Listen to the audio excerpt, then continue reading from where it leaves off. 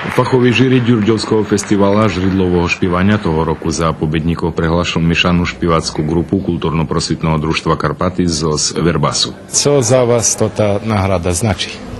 A ja dúfam, že to dá nejaký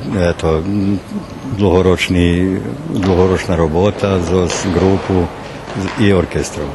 Za nas, Verbašćanjog, jak i za mnje lično, bardzo veľa znači, zato že sme každý rok, musím povedať, potajno občekovali nahradu a doteraz sme nedostali nahradu. Ďurďovčania na svojim festivalu dodzeľujú i speciálnu nahradu a toho roku toto titulu odnesla miešaná žridlová grupa kultúrno-umetnického družstva Petro Kuzmiak z Nového Orachova.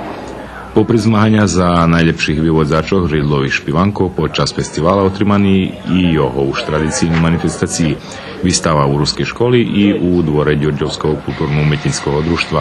Ale o tým, jak i o samém festivalu, veci na stredu u speciálnej emisii z nahody Ďurďovského festivala u Ramikoch emisii Dobrý večer, Vojvodino.